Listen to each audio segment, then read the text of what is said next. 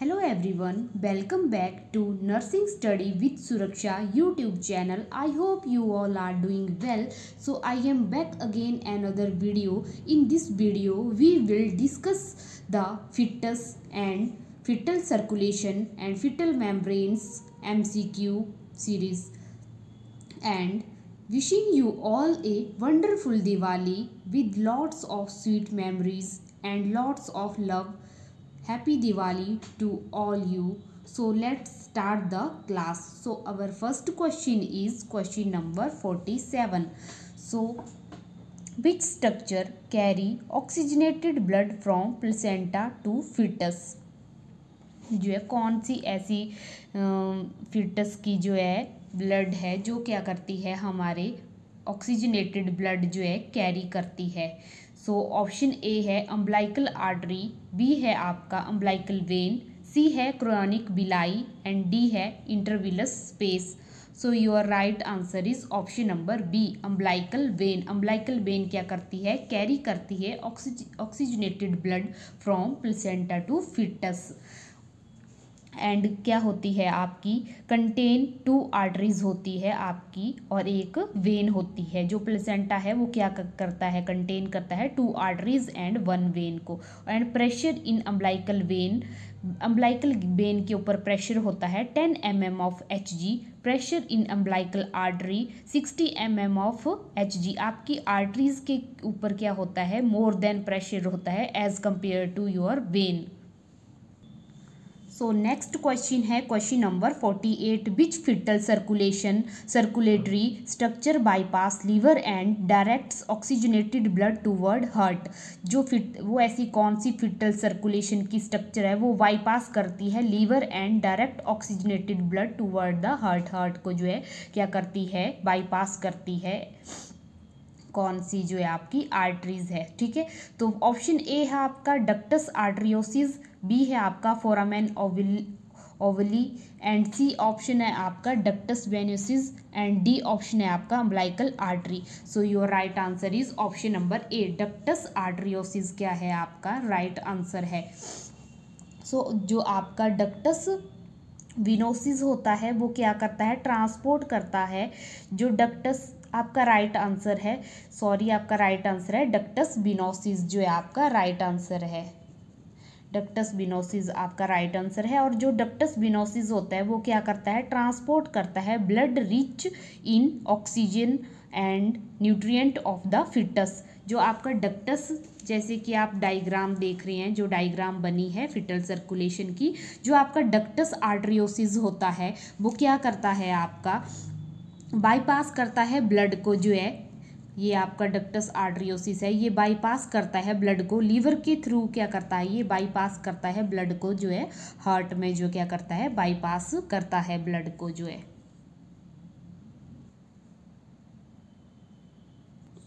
Next question है question number 49. After birth foramen ovale collapse and form.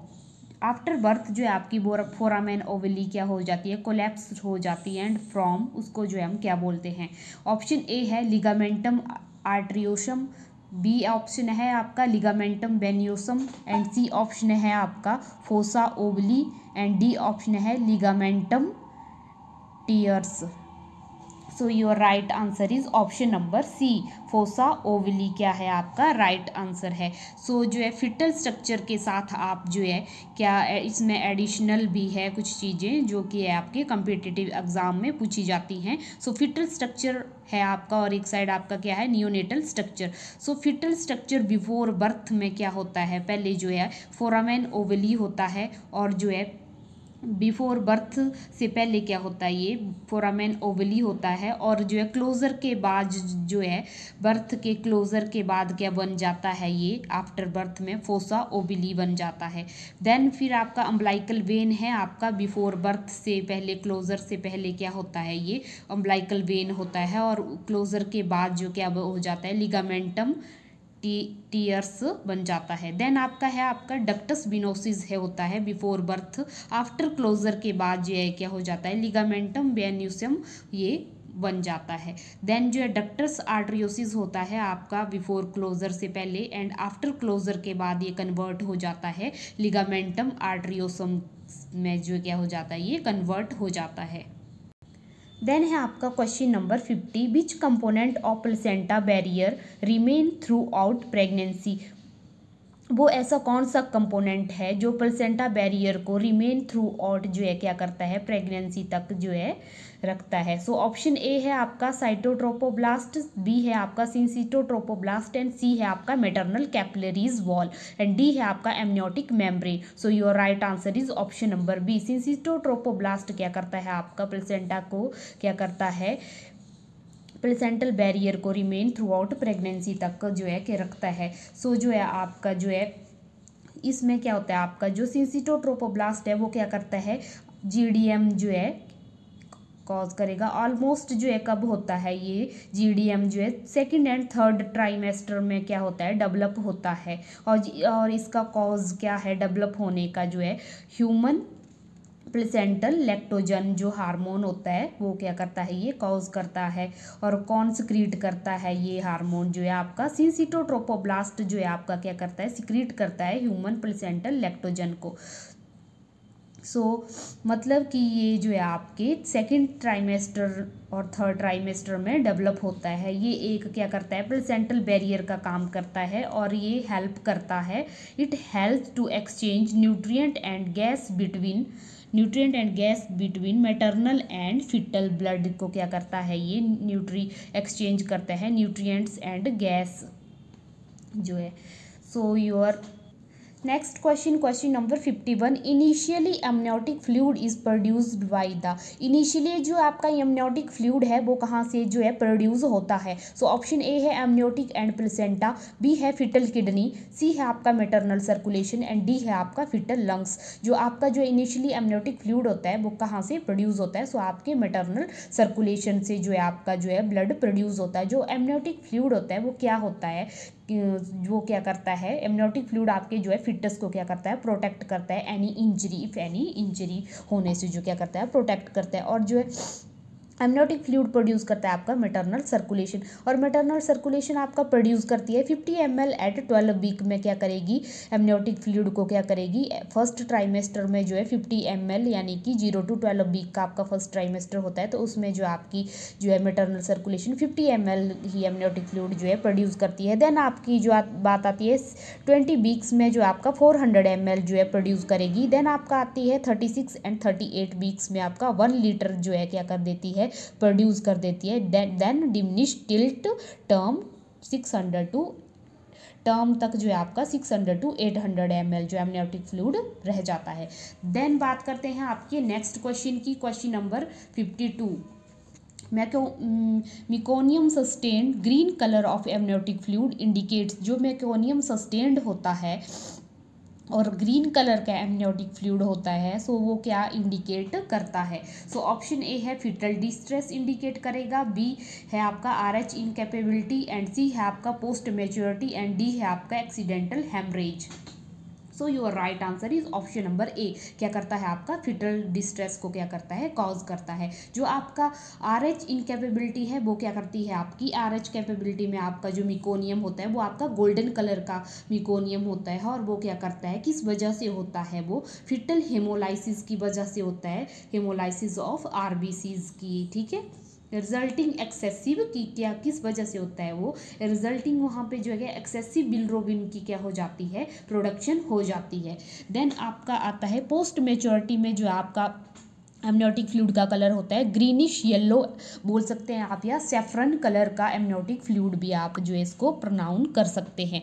Then accidental haemorrhage में क्या होता है डार्कन कलर का क्या होता है आपका एमनियोटिक फ्लूइड होता है। और एक और होता है आपका जो कॉम्पिटिटिव एग्जाम में मोस्ट इंपॉर्टेंट जो है पूछा जाता है आईयूडी में क्या होता है आपका डार्क ब्राउन कलर का एमनियोटिक फ्लूइड होगा, और आप उसको जो है तंबाकू कलर भी उसको जो है बोल सकते हैं।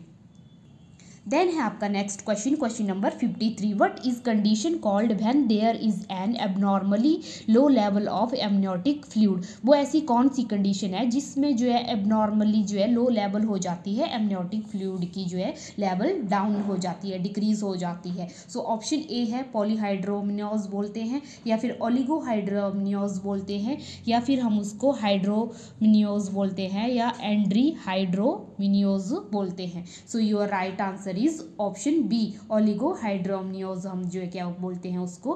When amniotic fluid is less than 200 ml, जब आपका जो है 200 ml से जो है कम आपका एमनियोटिक फ्लूइड रह जाता है, सो उस टर्म को हम क्या बोलेंगे, ओलिगोहाइड्रोमिनोज बोलेंगे। सो पॉली हम किसको बोलते हैं, पॉली बोलते हैं हम if 2200 ml more than amniotic fluid, अगर आपका 2200 ml से जो है अबव आपका जो एमनियोटिक फ्लूइड होता है तो उसको हम जो है पॉलीहाइड्रोमिनोज बोलते हैं। हाइड्रोमिनोज किसको बोलते हैं हम, एक्सेसिव एमनियोटिक फ्लूइड होता है। एंड्रीहाइड्रोमिनोज बोलते हैं absence and excessive decrease amniotic fluid. Next है question number 54, which of the following is potential cause of polyhydramnios. Polyhydramnios का पोटेंशियल कॉज क्या है। ऑप्शन ए है फिटल अनीमिया, बी है आपका foetal renal agencies, and C है आपका maternal diabetes, and D है आपका premature rupture of membranes. So right answer है आपका option number C, maternal diabetes. क्या है आपका मैटरनल डायबिटीज़, क्या होता है उसको हम जो है क्या बोलते हैं, GDM बोलते हैं, जेस्टेशनल डायबिटीज़ मेलाइटस। सो ये कैसे कॉज होता है, when the pregnant women has GDM her blood, उसके प्रेग्नेंट वुमेन के ब्लड में क्या है आपके डायबिटीज़ मेलाइटस है, उसके बाद क्या कॉज होगा, sugar level are not well controlled, उसके बाद जो है मदर की शुगर लेवल जो है वेल कंट्रोल्ड नहीं रहेगी। देन जो है उसके बाद क्या होगा, baby to have higher blood sugar level, बच्चे की भी क्या हो जाएगी, हायर शुगर लेवल हो जाएगी। उसके बाद क्या करेगा बच्चा, passing more sugar into their urine, बच्चे के यूरिन में जो है मोर जो है शुगर जो है लेवल क्या होगा, पास होगा। फिर देन जो है उसके बाद होगा बेबी पास मोर यूरिन, बच्चा उसकी वजह से जो है क्या बच्चा जो है बहुत ज़्यादा यूरिन जो है पास करेगा, और उसके वजह से क्या हो कॉज होगा, excessive amount of amniotic fluid cause होगा। Question number 55, oligohydramnios can leads to which of the following complication. जो ओलिगोहाइड्रोमिनोज है वो क्या करता है, क्या कॉम्प्लिकेशन जो है आपका लीड करता है। सो ऑप्शन ए है पल्मोनरी हाइपोप्लेजिया, या बी है आपका हाइड्रोप्स फैटालिस करता है, या आपका सी है मैक्रोसोमिया करता है, देन डी ऑप्शन है पॉलीहाइड्रोमिनोज कॉज करता है, क्या कॉम्प्लिकेशन कॉज करेगा। सो आपका ऑप्शन ए जो है राइट है, पल्मोनरी हाइपोप्लेजिया जो है कॉज करेगा। और पल्मोनरी हाइपोप्लेजिया में क्या होता है, लॉस हो जाता है, और जो है वीक डेवलप लंग फंक्शन क्या करने लग जाते हैं, जो लंग्स होते हैं वो हमारे वीक डेवलप होते हैं। ओलिगोहाइड्रोमिनोज रिड्यूस करेगा इंट्राथोरेसिक कैविटी का साइज जो है रिड्यूस करेगा, और उसके बाद क्या हो जाएगा, डिस्टर्बिंग फिटल लंग ग्रोथ, उसके बाद जो है बच्चे की जो है फिटल लंग ग्रोथ डिस्टर्ब हो जाएगी, उसकी वजह से क्या कॉज हो जाएगा, पल्मोनरी हाइपोप्लेजिया कॉज होगा। So question number 56, what is primary method used to assess amniotic fluid volume. Primary method क्या है जो है एमनियोटिक फ्लूइड को असेस करने का, जो है प्राइमरी मेथड क्या है वो आपने बताना है। सो ऑप्शन ए है अल्ट्रासाउंड, बी है MRI, सी है एक्सरे, एंड डी है आपका CT scan. So your right answer is option number A, ultrasound. Ultrasound से क्या करते हैं आप एमनियोटिक फ्लूइड को जो है प्राइमरली जो है क्या करते हैं, असेस करते हैं। सो जो है इसको और क्या बोलते हैं हम, AFI भी हम जो है इसको बोलते हैं, एमनियोटिक फ्लूइड इंडेक्स को हम कैसे असेस करते हैं। और नॉर्मल एमनियोटिक फ्लूइड इंडेक्स कितना होता है, 5 से लेके 25 सेंटीमीटर तक आपका नॉर्मल AFI होता है। सो आप जो है देख सकते हैं, ये आपके यूट्रस के 4 क्वाड्रेंट में हम जो है यूट्रस को डिवाइड करते हैं, और उसके बाद जो हम AFI जो है क्या करते हैं, असेस करते हैं। सो ये आपका क्या है, राइट अपर क्वाड्रेंट है, और ये आपका राइट लोअर क्वाड्रेंट है, ये आपका लेफ्ट अपर क्वाड्रेंट है, ये आपका लेफ्ट लोअर क्वाड्रेंट है। इसमें हम क्या करेंगे, पहले फर्स्ट क्वाड्रेंट की जो है क्या करेंगे, डेप्थ को मेज़र करेंगे, फिर हम सेकंड क्वाड्रेंट की डेप्थ को, देन हम थर्ड क्वाड्रेंट की डेप्थ को मेज़र करेंगे, फिर हम फोर्थ क्वाड्रेंट की डेप्थ को मेज़र करेंगे। इन सब की जो डेप्थ आएगी उनको जो है हम क्या करेंगे, डेप्थ को जो है प्लस करेंगे, और जो भी वैल्यू आएगी वो हमारी क्या होगी, एमनियोटिक फ्लूइड इंडेक्स की वैल्यू होगी। और इसकी वैल्यू जो है आपकी सेंटीमीटर्स में हम जो है इसको क्या करते हैं, मेज़र करते हैं।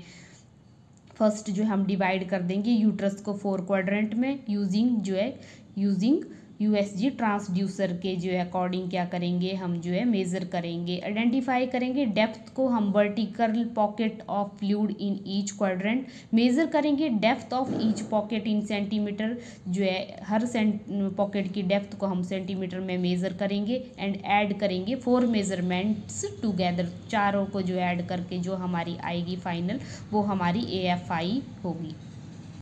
सो ये आप यहाँ पे देख सकते हैं कैसे कैसे आपने AFI जो है परफॉर्म करनी है। देन है हमारा question number 57, which of the following medical condition are responsible for producing correct alpha fetoprotein AFP screening result and indicating a foetus has genetic defect. ठीक है, सो आपने बताना है। ऑप्शन नंबर A है the mother is anaemic, B है आपका the mother has RH negative blood, C है आपका the date of conception has been miscalculated, and D है आपका ऑल ऑफ दीज। जो आपने बताना है कि producing correct alpha fetoprotein screening result indicate foetus has genetic defect जो है फिटस में जो होगा, सो जो आपने बताना है। सो आपका ऑप्शन A-B जो है क्या आपका राइट है, the mother has RH negative blood. जब मदर का जो है RH नेगेटिव ब्लड होगा तो क्या होगा, जो है फर्स्ट बेबी तो क्या होगा, free from any complication, first baby जो है विदाउट एनी कॉम्प्लिकेशन की हो जाएगा मदर को। जब मदर सेकंड बेबी को डिलीवर करेगी, the second baby RH positive, तो उस बच्चे को क्या होगा, आपका हाइड्रोप्स फेटालिस कॉज होगा बच्चे को जो है, और आपके बच्चे को कर्निकटस भी कॉज हो सकता है। सो इसीलिए जो अगर मदर RH पॉजिटिव है, बच्चा RH नेगेटिव है, तो उसको क्या देते हैं हम, RH इनकेपेबिलिटी का जो क्या देते हैं हम इंजेक्शन देते हैं। नेक्स्ट है question number 58, which of following procedure involve in injecting A small flexible plastic tube into uterus through vagina. क्या कर रहे हैं, एक प्रोसीजर परफॉर्म कर रहे हैं, इंजेक्ट कर रहे हैं, एक हम जो है स्मॉल फ्लेक्सिबल प्लास्टिक की ट्यूब इंजेक्ट कर रहे हैं यूट्रस में थ्रू द वेजाइना के थ्रू जो है हम यूट्रस में कर रहे हैं, तो वो हमारा कौन सा प्रोसीजर होगा वो आपने बताना है। सो ऑप्शन A है क्या एमनोसेंटोसिस होगा, B है अल्फा फिटोप्रोटीन सैम्पलिंग होगी, या C है आपका क्रॉनिक बिलस सैम्पलिंग होगी, या फिर नन ऑफ दी अबव, इनमें से कोई भी नहीं होगा। So your right answer is option number C, chorionic villus sampling क्या करेंगे हम जो है लेंगे। और क्यों हम इसको जो है लेते हैं, to find out genetic disorder कि बच्चे में कोई जेनेटिक एबनॉर्मलिटी या कोई जेनेटिक एनॉमलीज तो नहीं है, बच्चा कोई डिसऑर्डर तो नहीं है जेनेटिक जो है बच्चा। और इसको जो है हम कब परफॉर्म करते हैं, 11 to 12 वीक ऑफ जो है प्रेगनेंसी में क्या किया जाता है, ये परफॉर्म किया जाता है। सो नेक्स्ट क्वेश्चन है question number 59, which is primary component of amniotic fluid. आपने बताना है कि प्राइमरी कंपोनेंट क्या है आपके एमनियोटिक फ्लूइड का। सो A है आपका प्रोटीन, B है वाटर, एंड C है आपका लिपिड्स, एंड D है आपका कार्बोहाइड्रेट्स। तो आपका क्या होता है, प्राइमरी कंपोनेंट क्या होता है, वाटर होता है। और वाटर में कितनी जो है कितने % वाटर होता है, 98 से 99% क्या होता है एमनियोटिक फ्लूइड में वाटर होता है। और सॉलिड कितना होता है, 1 से लेके 2% तक क्या होता है, सॉलिड होता है। और जो आपका सलाइवा होता है, सलाइवा में भी आपका 99.5% क्या होता है, सलाइवा में आपके वाटर होता है, और 5% क्या होते हैं, अदर्स होते हैं। और यूरिन में भी आपका 96% क्या होता है, आपका वाटर होता है, और आपका 2% आपका यूरिया होता है यूरिन में, और 1% क्या होते हैं, आपके अदर्स होते हैं। Question number 60, amniocentesis is a prenatal diagnostic test which can also determine whether an unborn child will have dash or not. आपने बताना है प्री डायग्नोस्टिक टेस्ट जो है क्या करते हैं अनबॉर्न चाइल्ड में जो है will have dash or not जो है। सो ऑप्शन ए है आपका ओबिसिटी होगी क्या उसमें, या डायबिटीज़ होगी, या फिर सी ऑप्शन है आपका डाउन सिंड्रोम होगा, या फिर अनीमिया होगा। सो आपके बच्चे में प्री नेटल जो है क्या होगा उसमें डायग्नोस्टिक टेस्ट जो है एमनियोसेंटोसिस में क्या होगा उसमें, तो बच्चा किससे सफ़र करेगा, डाउन सिंड्रोम से जो है सफ़र करेगा। सो डाउन सिंड्रोम को और हम क्या बोलते हैं ट्राइसोमी 21 जो है बोलते हैं। इसमें क्या होता है 21 नंबर का एक्स्ट्रा क्रोमोजोम होता है, 21 नंबर का जो एक्स्ट्रा क्रोमोजोम होता है। आपके टोटल जो है 46 क्रोमोजोम होते हैं, आपके 23 पेयर्स में होते हैं। एमनियोसेंटोसिस क्या होता है, procedure is not done before जो है, जो एमनियोसेंटोसिस होता है उसको जो है हम कब परफॉर्म नहीं करते हैं 15 to 16 वीक आफ्टर जेस्टेशन के बाद क्या करते हैं हम उसको परफॉर्म करते हैं। एंड जो अवॉइड करते हैं हम उसको जो है फर्स्ट ट्राइमेस्टर में जो है कि अवॉइड करते हैं हम जो है एंड ऑफ फर्स्ट ट्राइमेस्टर में क्या कर सकते हैं इसको कंडक्ट करवा सकते हैं। जब आपका 12th जो है वीक के बाद जो है आप इसको क्या करवा सकते हैं स्टार्ट कंडक्ट कर सकते हैं। नेक्स्ट क्वेश्चन है question number 61, in which condition umbilical cord is attach to the margin of placenta. वो ऐसी कौन सी कंडीशन है जिसमें आपका अम्बलाइकल कॉर्ड जो है अटैच होती है मार्जिन ऑफ प्लेसेंटा से जो है। सो ऑप्शन ए है बेटलडोर प्लेसेंटा, बी है आपका सर्कमबिलेट प्लेसेंटा, एंड सी है आपका प्लेसेंटा डिफ्यूजा, एंड डी है आपका बेलमेंटस प्लेसेंटा। सो जो आपका राइट आंसर है बेटलडोर प्लेसेंटा। सो इसमें जो बेटलडोर प्लेसेंटा में क्या होता है amnion and chorion membrane of placenta fold back around edges of placenta क्या होती हैं फोल्ड डाउन होती हैं, इडेज ऑफ प्लेसेंटा से जो है क्या होती हैं फोल्ड डाउन होती हैं। जो आपका बेलिमेंटस प्लेसेंटा है वो क्या होता है cord that is inserted into membrane some distance from edges of, इसमें क्या होती है सम डिस्टेंस होती है इडेज ऑफ प्लेसेंटा में। और जो प्लेसेंटा डिफ्यूजा होता है वो क्या होता है आपका अक्कर वैन क्रॉनिक बिलाई कवर फिटल मेम्ब्रेन, ये क्या कर देता है कवर कर देता है, जो फिटल मेम्ब्रेन्स होती हैं उनको कवर कर देता है। सो फ्रेंड्स ये था हमारा आज का MCQ सेशन। आई होप जो है आपका जो आज का सेशन अच्छा लगा होगा। अगर आपको अच्छा लगा है तो वीडियो को like and share and channel को सब्सक्राइब कर दीजिए। सो मिलते हैं नेक्स्ट वीडियो में। So thanks for watching my channel.